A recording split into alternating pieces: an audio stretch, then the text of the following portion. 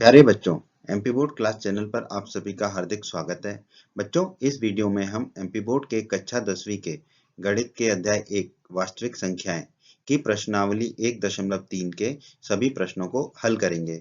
इसलिए वीडियो को पूरा अंत तक देखिएगा, जिससे आपको प्रश्नावली 1.3 के सभी प्रश्नों का हल अच्छे से समझ में आ जाएगा।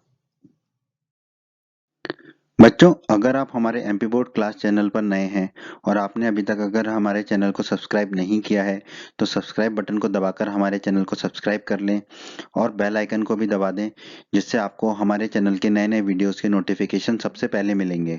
और जब भी आप यूट्यूब पर सर्च करोगे वीडियोस को तो हमारे चैनल के वीडियोस आपको ऊपर नजर आएंगे। और आपको इस अध्याय का कोई भी वीडियो देखना है तो आप आई बटन पर क्लिक करें।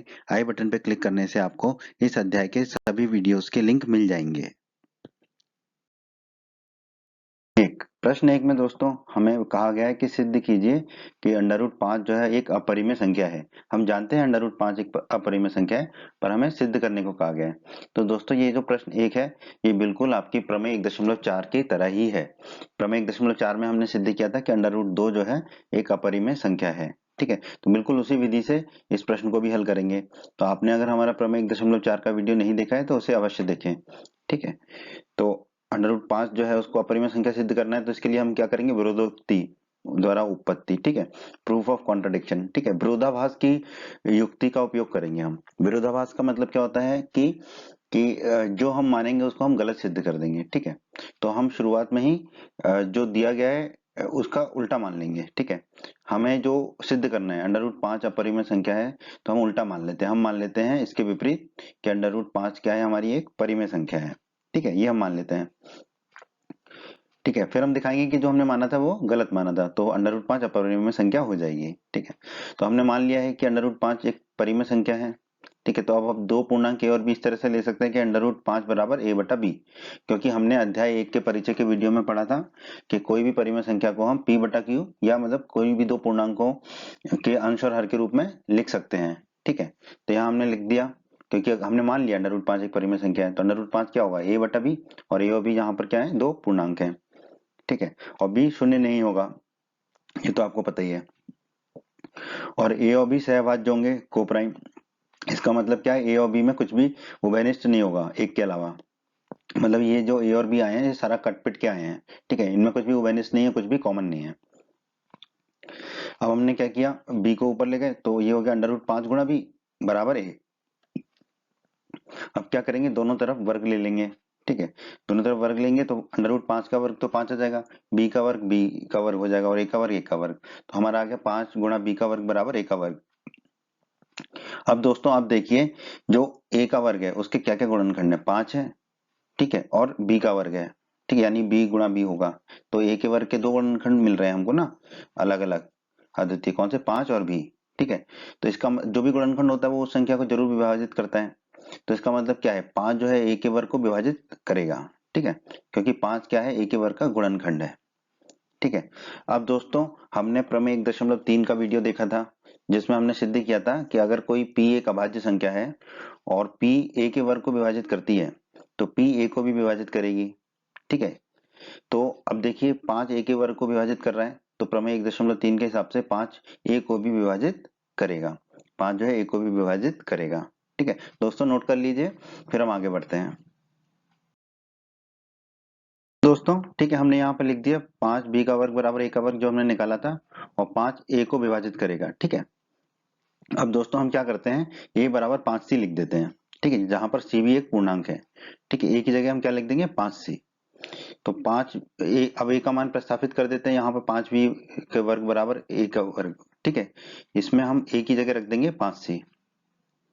ठीक है, तो 5 बी का वर्ग बराबर हो जाएगा, ए की जगह रख दिया 5 सी, तो ये 5 सी का वर्ग। ठीक है, 5 का वर्ग होगा हमारा 25, और सी का वर्ग सी का वर्ग। अब इस 25 में से इस 5 को काटेंगे तो 5 बचेगा, तो हमारा आ जाएगा बी का वर्ग बराबर 5 गुणा सी का वर्ग। ठीक है, अब इसको देखिए, अब बी का वर्ग जो है उसके क्या क्या गुणनखंड आ रहे हैं, 5 और सी, ये आ रहे हैं, क्योंकि सी का वर्ग है तो सी ही गुणनखंड है, अभाज्य गुणनखंड। तो इसका मतलब क्या है, जो 5 जो है वो बी के वर्ग को विभाजित करेगा, क्योंकि जितने भी अभाज्य गुणनखंड होते हैं वो उस संख्या को विभाजित करते हैं। ठीक है, तो 5 जो है बी के वर्ग को पूर्णतः विभाजित करेगा। ठीक है, ये आ गया। अब दोस्तों प्रमेय 1.3 के वीडियो में हमने पढ़ा था कि अगर p एक अभाज्य संख्या है और p अगर a के वर्ग को विभाजित करती है तो p a को भी विभाजित करेगी। ठीक है, तो यहाँ देखिए 5 अगर b के वर्ग को विभाजित कर रहा है तो 5 b को भी विभाजित करेगा। कैसे? प्रमेय 1.3 से। ठीक है, 5 जो है b को भी विभाजित करेगा। दोस्तों अब आप देखिए 5 जो है a को विभाजित करता है और 5 जो है b को विभाजित करता है। ठीक है, ऊपर देखिए 5 a को विभाजित करेगा, ये हमने सीखा था, देखा था अभी। और अभी हमने निकाला 5 b को विभाजित करेगा। इसका मतलब क्या है? इसका मतलब यह है कि a और b में कम से कम एक उभयनिष्ठ गुणनखंड है जो कि 5 है। ठीक है, ये इसका मतलब है, क्योंकि 5 जो है a को भी विभाजित कर रहा है और 5 b को भी विभाजित कर रहा है। इसका मतलब a और b में एक उभयनिष्ठ गुणनखंड अवश्य है, उसका वो है 5। दोस्तों आगे बढ़ते हैं। ठीक है, दोस्तों हमने शुरू में माना था कि अंडर रूट 5 जो है एक परिमेय संख्या है, ये मान के हम चले थे। ठीक है, अंडर रूट 5 बराबर a बटा बी लिखा था हमने। ठीक है, और जहां पर a और b क्या थे? सहभाज्य थे, जिनमें a और b में एक के अतिरिक्त कुछ भी उभयनिष्ठ गुणनखंड नहीं था। ठीक है, ऐसी एक परिमेय संख्या ली थी हमने अंडर रूट 5। ठीक है, लेकिन अभी अभी हमने निकाला कि a और b में कम से कम एक उभयनिष्ठ गुणनखंड 5 है, अभी अभी हमने निकाला। ठीक है, तो इसका मतलब कि जो हमने माना था वो तो सही नहीं था, क्योंकि हमने माना था a और b सहभाज्य और a और b में एक के अतिरिक्त कोई उभयनिष्ठ गुणनखंड नहीं है। पर इसको हल करने से हमें मिला a और b में कम से कम एक उभयनिष्ठ गुणनखंड 5 है।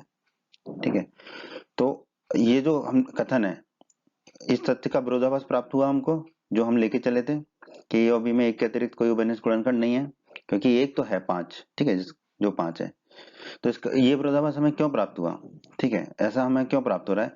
यह विरोधाभास हमें इस कारण से प्राप्त हुआ क्योंकि हमने एक त्रुटिपूर्ण कल्पना कर ली थी कि अंडर रूट 5 एक परिमेय संख्या है। तो ये जो हमने कल्पना की थी एक त्रुटिपूर्ण कल्पना थी कि अंडर रूट 5 एक परिमेय संख्या है। तो अंडर रूट 5 एक परिमेय संख्या नहीं होगी। तो अंडर रूट 5 अगर एक परिमेय संख्या नहीं होगी तो क्या होगी? अंडर रूट 5 एक अपरिमेय संख्या होगी। तो हम कह सकते हैं, हम निष्कर्ष निकाल सकते हैं कि अंडर रूट 5 एक अपरिमेय संख्या है, और यही हमें सिद्ध करना था इस प्रश्न में। तो हम कह देंगे इति सिद्धम। प्रश्न 2। प्रश्न 2 में दोस्तों हमसे पूछा बोला गया है कि सिद्ध कीजिए कि 3 धन 2 गुणा अंडर रूट 5 एक अपरिमेय संख्या है। ठीक है, 3 धन 2 गुणा अंडर रूट 5 एक अपरिमेय संख्या है, ये हमें सिद्ध करना है। तो विरोधाभास की प्रयुक्ति से हम इसको सिद्ध करेंगे। विरोधोक्ति द्वारा उत्पत्ति, प्रूफ ऑफ कॉन्ट्राडिक्शन। ठीक है, इसका क्या मतलब होता है कि जो हमें सिद्ध करना होता है हम उसका उल्टा मान के चलते हैं। ठीक है, हमें सिद्ध करना है 3 धन 2 गुणा अंडर रूट 5 एक अपरिमेय संख्या है, पर हम इसके विपरीत मान लेंगे कि 3 धन 2 गुणा अंडर रूट 5 एक परिमेय संख्या, ये हम मान लेंगे। ठीक है, और दो पूर्णांक ए और बी ऐसे ले लेंगे कि 3 धन 2 गुणा अंडर रूट 5 बराबर क्या हो जाएगा? ए बटा बी। ये हम अध्याय 1 के परिचय के वीडियो में पढ़ चुके हैं कि कोई संख्या अगर परिमेय संख्या है तो उसे a बटा बी या p बटा क्यू के रूप में हम लिख सकते हैं। ठीक है, जहां पर b जो हर है वो शून्य नहीं होगा। ठीक है, और a और b जो है वो सहभाज्य होंगे। सहभाज्य का मतलब a और b में कुछ भी कॉमन नहीं होगा।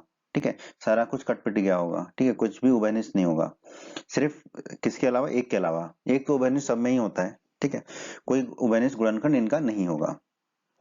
ठीक है, अब हम क्या करेंगे? 3 को दाईं तरफ ले जाएंगे तो हमें कितना मिलेगा? 2 गुणा अंडर रूट 5 बराबर a बटा बी ऋण 3 या -3। ठीक है, अब 2 को भी ले जाएंगे। ठीक है, तो अंडर रूट 5 बराबर हमें कितना मिलेगा? 1/2 हो जाएगा, 2 नीचे जाएगा तो। ठीक है, कोष्टक के अंदर आएगा a बटा बी -3। ठीक है, ये आ जाएगा। अब दोस्तों a और b पूर्णांक है। ठीक है, तो a बटा बी जो है वो जो है एक परिमेय संख्या है। ठीक है, ये तो हमने मान के ही चले थे। एक परिमेय संख्या, 3 भी एक परिमेय संख्या है। एक परिमेय संख्या में से अगर एक दूसरी परिमेय संख्या को घटाएं तो हमें परिमेय संख्या ही मिलती है। ये दोस्तों आपने कक्षा 9 के अध्याय 1 में पढ़ा होगा। हमारा कक्षा 1 के अध्याय 1 का परिचय का वीडियो भी आप पढ़ सकते हैं इसको समझने के लिए कि कैसे एक परिमेय संख्या में से दूसरी परिमेय संख्या को घटाएं तो हमें परिमेय संख्या ही मिलती है। ठीक है, तो ये पूरा एक परिमेय संख्या होगा।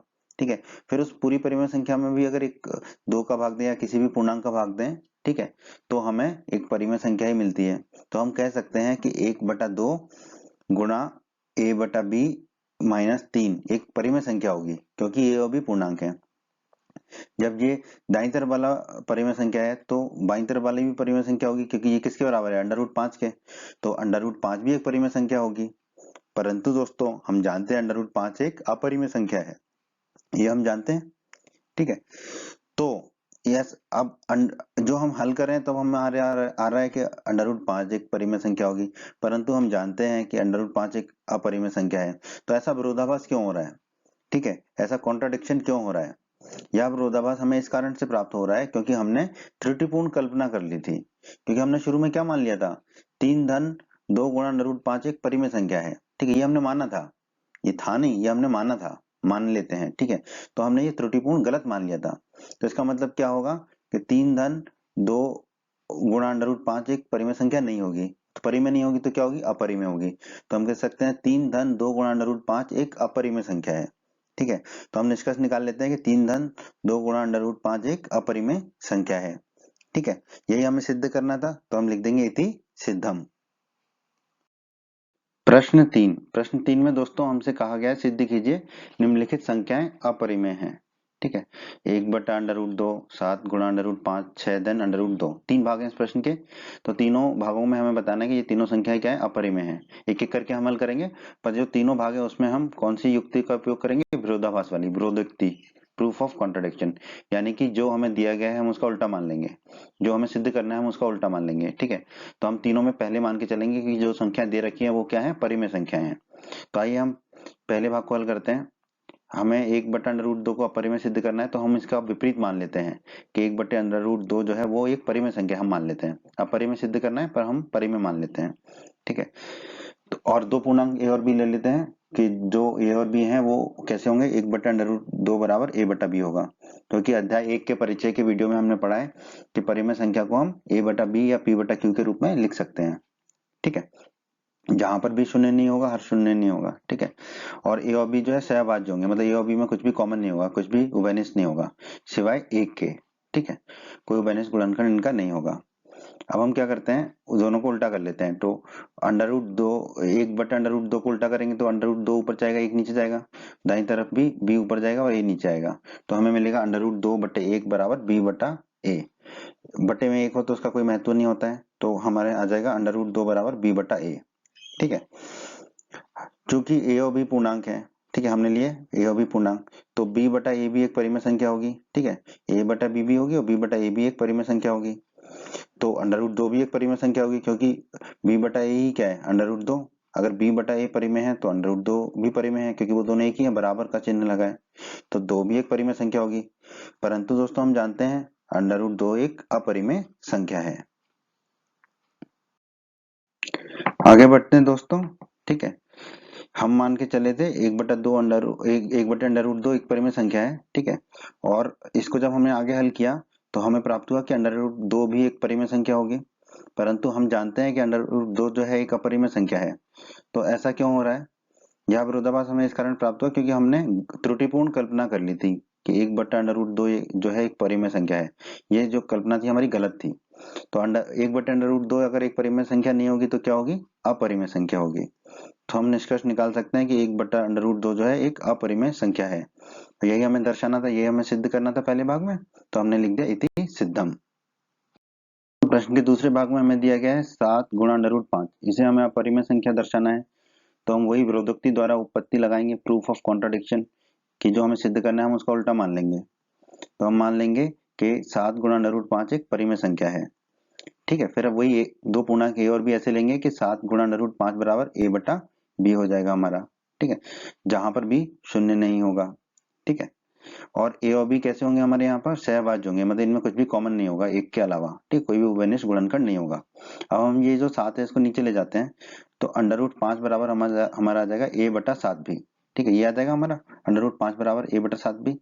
ठीक है, ए और बी पूर्णांक है, तो ए बटे 7 भी ये हमारा क्या होगा? एक परिमेय संख्या होगी। ठीक है, क्योंकि ये भी पी बटे क्यू के रूप में है। ए एक पूर्णांक है, बी पूर्णांक है और 7 भी पूर्णांक है। ठीक है, तो ऊपर पूर्णांक और नीचे पूर्णांक, तो ए बटे 7 भी क्या होगी? हमारी परिमेय संख्या होगी। ठीक है, और ए बटा 7 भी किसके बराबर है? अंडर रूट 5 के। ठीक है, तो ए बटा 7 भी परिमेय है तो अंडर रूट 5 भी परिमेय संख्या होगी। ठीक है, तो हमने लिख दिया ये। परंतु हम अपने ज्ञान से जानते हैं कि अंडर रूट 5 एक अपरिमेय संख्या है। अब ऐसा कैसे है? हम जानते हैं अंडर रूट 5 एक अपरिमेय संख्या है, और अभी हमने निकाला अंडर रूट 5 एक परिमेय संख्या है। यह इसलिए कि यह विरोधाभास हमें इसलिए प्राप्त हुआ क्योंकि हमने एक त्रुटिपूर्ण कल्पना कर ली थी। जो हमने माना था शुरू में 7 गुणा अंडर रूट 5 एक परिमेय संख्या है, ठीक है, वो हमारी एक त्रुटिपूर्ण कल्पना थी, मतलब गलत कल्पना थी। इसका मतलब 7 गुणा अंडर रूट 5 एक परिमेय संख्या नहीं है। तो अगर कोई संख्या परिमेय संख्या नहीं है तो वो क्या होगी? अपरिमेय संख्या। तो 7 गुणा अंडर रूट 5 क्या होगी? एक अपरिमेय संख्या होगी। तो हम निष्कर्ष निकाल सकते हैं कि 7 गुणा अंडर रूट 5 एक अपरिमेय संख्या है और यही हमें सिद्ध करना था। तो हम कह देंगे इति सिद्धम। आइए दोस्तों, प्रश्न के तीसरे भाग में हमें सिद्ध करना है कि 6 धन अंडर रूट 2 जो है एक अपरिमेय संख्या है। तो वही विरोधोक्ति द्वारा उत्पत्ति करेंगे हम, प्रूफ ऑफ कॉन्ट्राडिक्शन, विरोधाभास। ठीक है, तो जो दिया गया है, जो सिद्ध करना है हमें, उसका उल्टा मान लेंगे। तो हम मान लेंगे 6 धन अंडर रूट 2 एक परिमेय संख्या है। ठीक है, हमें अपरिमेय सिद्ध करना है पर हम उसको परिमेय मान लेंगे। तो हम ए और बी ऐसे दो पूर्णांक लेंगे कि 6 धन अंडर रूट 2 बराबर हो जाएगा हमारा ए बटा बी। ठीक है, परिमेय संख्या है तो उसे ए बटा बी या पी बटा क्यू के रूप में हम लिख सकते हैं, जहां पर भी शून्य नहीं होगा। ठीक है, और ए और बी कैसे होंगे? सहभाज्य होंगे, जहां पर ए और बी में एक के अतिरिक्त कोई भी उभयनिष्ठ गुणनखंड नहीं होगा। ठीक है, अब हम क्या करेंगे? 6 को दाईं तरफ ले जाएंगे तो हमें मिलेगा अंडर रूट 2 बराबर ए बटा बी माइनस 6। ठीक है, अब ए बटा बी तो परिमेय संख्या है हमारी। ठीक है, ये हम मान के चले हैं 6 धन अंडर रूट 2। ठीक है, अब इस परिमेय संख्या में से 6 भी एक परिमेय संख्या है, पूर्णांक है। ठीक है, तो पूर्णांक परिमेय संख्या ही होता है। एक परिमेय संख्या में से दूसरी परिमेय संख्या घटाएंगे तो हमें एक परिमेय संख्या ही मिलती है। तो इसका मतलब a बटा बी ऋण 6, ये क्या होगी? हमारी एक परिमेय संख्या होगी। a भी पूर्णांक है तो a बटा बी ऋण 6 एक परिमेय संख्या होगी। और a बटा बी ऋण 6 किसके बराबर है? अंडर रूट 2 के। तो इसका मतलब अंडर रूट 2 भी एक परिमेय संख्या होगी। परंतु दोस्तों हम अपने ज्ञान से जानते हैं कि अंडर रूट 2 एक अपरिमेय संख्या है। अब ये हमें विरोधाभास मिल रहा है। हम यहाँ पर यह विरोधाभास हमें क्यों मिल रहा है? किस कारण से प्राप्त हो रहा है? क्योंकि हमने एक त्रुटिपूर्ण कल्पना कर ली थी। क्या? कि 6 धन अंडर रूट 2 जो है एक परिमेय संख्या है। ये जो हमने यहाँ माना था 6 धन अंडर रूट 2 एक परिमेय संख्या है, ये हमारी त्रुटिपूर्ण कल्पना थी। ठीक है, इसका मतलब ये कल्पना गलत थी। इसका मतलब क्या हुआ? 6 धन अंडर रूट 2 एक परिमेय संख्या नहीं होगा। अगर कोई संख्या परिमेय संख्या नहीं है तो वो अपरिमेय संख्या होगी। तो इसका मतलब क्या हुआ? 6 धन अंडर रूट 2 जो है एक अपरिमेय संख्या होगी। तो हम निष्कर्ष निकाल सकते हैं कि 6 धन अंडर रूट 2 एक अपरिमेय संख्या है। ठीक है, और यही हमें सिद्ध करना था। तो हम कह देंगे इति सिद्धम। उम्मीद करते हैं बच्चों आपको एमपी बोर्ड क्लास का ये वीडियो पसंद आया होगा। बच्चों, अगर आप हमारे चैनल पर नए हैं और आपने अभी तक चैनल को सब्सक्राइब नहीं किया है तो आप सब्सक्राइब बटन को दबाकर जल्दी से चैनल को सब्सक्राइब कर लीजिए और बेल आइकन को भी दबा दीजिए। बेल आइकन को दबाने से क्या होगा? हमारे चैनल पर जब भी कोई नया वीडियो आएगा तो उसका नोटिफिकेशन सबसे पहले आपको मिलेगा और यूट्यूब सर्च में भी आपको हमारे वीडियोस ऊपर नजर आएंगे। और आप हमारे वीडियोस को अपने सभी दोस्तों के साथ फेसबुक और व्हाट्सएप पर अवश्य शेयर कीजिए, जिससे आपके दोस्तों का भी लाभ हो सके। वीडियो पसंद आया है तो वीडियो को लाइक जरूर कर दीजिएगा और इस अध्याय की बाकी अन्य वीडियोस देखने के लिए आप आई बटन पर क्लिक करें। आई बटन पर क्लिक करने से आपको इस अध्याय के बाकी सभी वीडियोस के लिंक प्राप्त हो जाएंगे। धन्यवाद बच्चों।